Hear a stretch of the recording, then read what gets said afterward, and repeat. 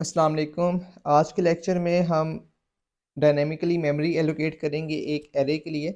लेकिन उससे पहले मैं एक दफ़ा रीकैप करना चाह रहा हूँ। ठीक है, ये कोड हमने पहले देखा था कि स्टैटिक मेमोरी एलोकेशन क्या होती है। ठीक है, कि जितनी मेमोरी बन रही होती है वो स्टैक पे बनती है। ठीक है, और कंपाइल टाइम पे बनती है। तो जितने लोकल वेरिएबल्स हैं सारे स्टैक पे बनते हैं। लेकिन आप डायनेमिकली हीप के ऊपर भी मेमोरी एलोकेट कर सकते हैं। उसका मैंने आपको बताया था कि उसके लिए न्यू का कीवर्ड यूज़ होता है। लेकिन जब आप हीप के ऊपर मेमोरी एलोकेट करेंगे डायनेमिकली रन टाइम पे, तो आपको डिलीट भी करना पड़ेगा। ठीक है, तो डिलीट करने के लिए डिलीट का कीवर्ड यूज़ होता है। ठीक है, लेकिन डिलीट करने के लिए आपको चाहिए कि एक एड्रेस, जो उस इंटीजर का एड्रेस है, वो किसी पॉइंटर के अंदर आप स्टोर कर लें। क्योंकि अगर मेरे पास ये एड्रेस ना होता तो मैं कभी भी इसको डी एलोकेट ना कर पाता। ठीक है, तो हमारा प्रोग्राम जो है वो इनएफिशिएंट हो जाता। कहने का मतलब ये है कि डायनेमिकली मेमोरी एलोकेशन में हमारे पास फ्लेक्सिबिलिटी बहुत होती है। लाइक हम जब चाहेंगे तब एलोकेट करेंगे, जब चाहेंगे उसे हम डिलीट कर देंगे। ठीक है, तो बात समझ आ रही है। अब मैं आऊँगा इस टॉपिक पे कि हम सिर्फ एक इंटीजर की मेमोरी एलोकेट नहीं कर सकते, एक एरे ऑफ इंटीजर की भी मेमोरी एलोकेट कर सकते हैं। इस कोड को मैं आपको समझाऊंगा स्टेप बाय स्टेप। सबसे पहले हमारे पास एक फंक्शन कॉल हो रहा है। ठीक है, और फंक्शन क्या रिटर्न कर रहा है? एक एड्रेस।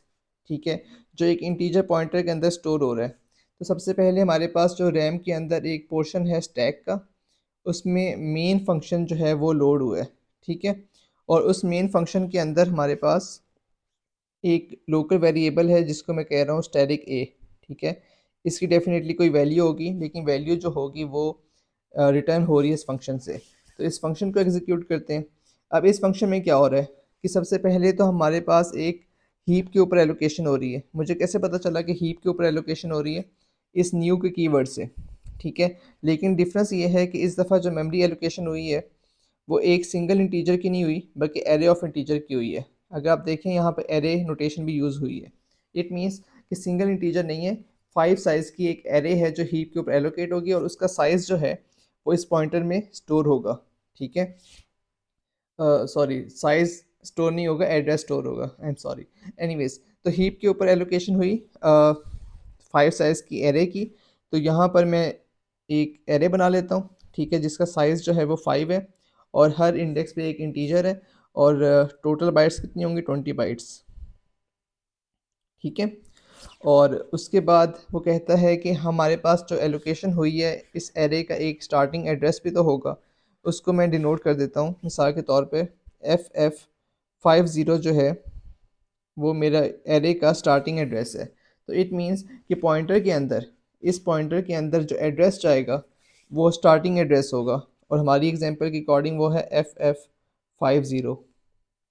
तो अगर मैं इसको इस डायग्राम के अंदर प्लॉट करूं तो किस तरह बनेगा कि सबसे पहले तो हमारे पास फंक्शन लोड होगा। ठीक है, स्टैक पर।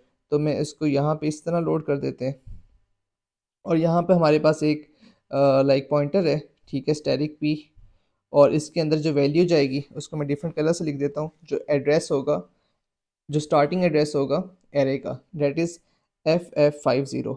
ठीक है, तो मैं एरो लगा के डिनोट करता हूँ कि ये पॉइंटर बेसिकली इसको पॉइंट कर रहा है। ठीक है, तो जो स्टार्टिंग एड्रेस है एरे का वो स्टोर हो जाएगा इस पॉइंटर के अंदर। उसके बाद वो कहता है कि static P equal to 20। Like उसने डी रेफर किया है। ठीक है, एड्रेस को, और 20 स्टोर किए, और पॉइंटर के अंदर क्या वैल्यू है? FF50, जो बेसिकली इस एरे का स्टार्टिंग एड्रेस है। तो पहले इंडेक्स पर आपके पास 20 चला जाएगा। ठीक है, तो मैं लिख देता हूँ यहाँ पे। ठीक है, sorry for the hand writing, but 20 जो है वो पहले इंडेक्स पे स्टोर हो गया है।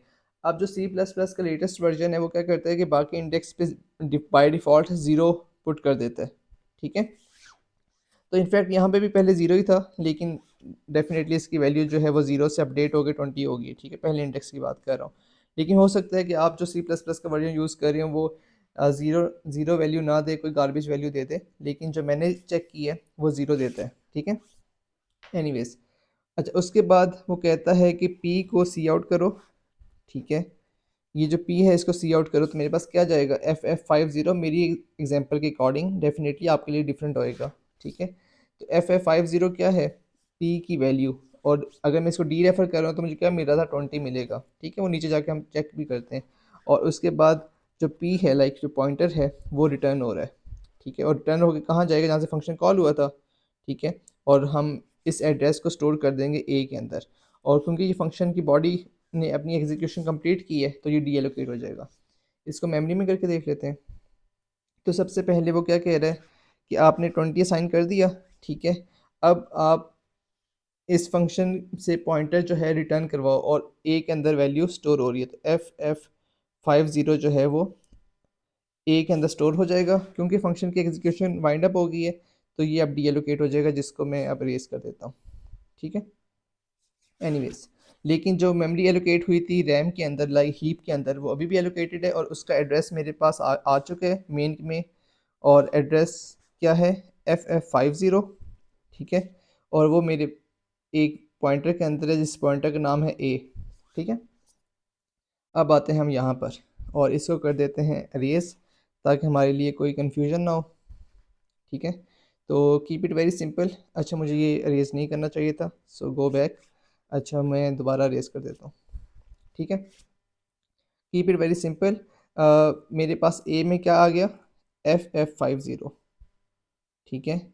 लेकिन जब आप A+1 को सी आउट करेंगे तो आपके पास क्या प्रिंट होगा, FF54, लाइक 4 बाइट के डिफरेंस के साथ। ये बात मैंने आपको एक्सप्लेन की थी जब मैंने आपको बताया था कि एक एरे भी तो पॉइंटर ही होती है, ठीक है। तो ये चीज़ मैंने आपको पहले एक्सप्लेन की हुई है, अभी सिर्फ एक रीकैप होगा, ठीक है।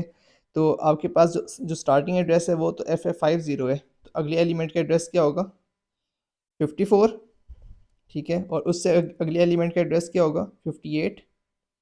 और उससे अगले एलिमेंट का एड्रेस क्या होगा, 62, ठीक है। और उससे अगले एलिमेंट का एड्रेस क्या होगा, 66, ठीक है। लाइक कंसेक्यूटिव ब्लॉक्स हैं, हमने कहा था ना एक एरे जो है वो एडजेसेंट मेमोरी ब्लॉक्स होते हैं। तो जो उनके एड्रेसेस हैं, लाइक स्टार्टिंग एड्रेस हमने पॉइंटर में स्टोर कर लिया, लेकिन जब मैंने अगले एड्रेस पे जाना है तो मैं 4 बाइट्स का जंप लगाऊंगा। क्यों, क्योंकि इंटीजर जो है वो 4 बाइट्स का होता है, ठीक है। तो ये सी आउट स्टेटमेंट का रिजल्ट FF54 आया है, क्योंकि हमने जब +1 किया है तो बेस एड्रेस में 4 ऐड हुआ है, ठीक है। तो इसको मैं अब दोबारा लिख देता हूँ विद अ डिफरेंट कलर, ठीक है, ताकि आप कंफ्यूज ना हो।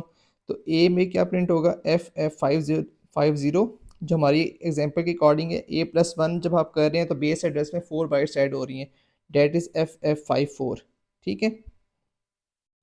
जब आप A+2 कर रहे हैं अगली लाइन पर तो 8 बाइट्स का जंप लग रहा है, तो आपके पास 58 आएगा, ठीक है। जब आप A+3 कर रहे हैं तो आपके पास 12 bytes, like base address plus 12 bytes का जंप लगेगा, डेट इज़ 62।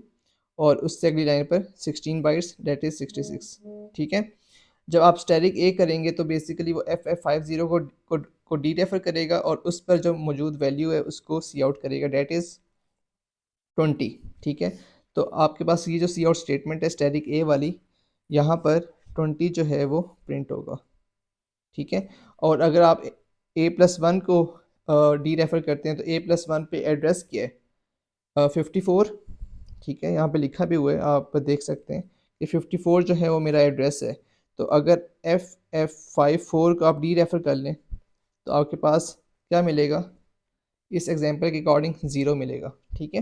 जो C++ का लेटेस्ट वर्जन है, हो सकता है जब आप चलाएं तो गार्बेज वैल्यू आ सकती है, लेकिन कीप इट सिंपल, आपके पास भी मोस्ट प्रॉब्ली 0 ही आएगा, ठीक है।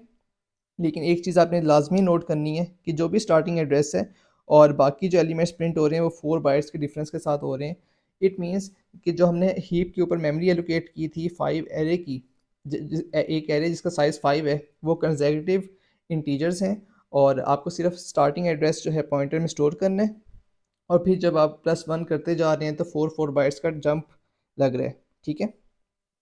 ये चीज़ हम पहले देख चुके हैं जब हमने एरेस एज अ पॉइंटर की बात की थी।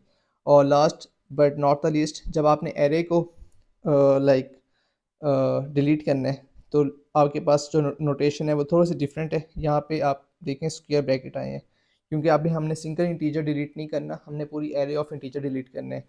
और ए के अंदर क्या था, ए के अंदर आपके पास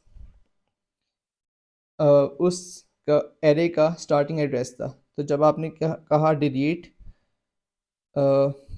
स्क्वायर ब्रैकेट्स, ठीक है, तो वो पूरी एरे को लाइक 20 बाइट्स को डिलीट करेगा, सिर्फ पहले इंटीजर को डिलीट नहीं करेगा, पूरी एरे को डिलीट करेगा। तो ये कॉन्सेप्ट है, ठीक है। अगर आपको लास्ट लेक्चर समझ आया हुआ है तो ये आई थिंक कुछ भी नहीं था। बस डिफरेंस ये है कि आपने अभी सिंपल एक इंटीजर हीप के ऊपर एलोकेट नहीं किया, एरे ऑफ इंटीजर एलोकेट की है, ठीक है, और उसको फिर डायनेमिकली हमने डिलीट भी की है। तो आप एक काम करें, इसको करें practice, and I will see you in the next lecture.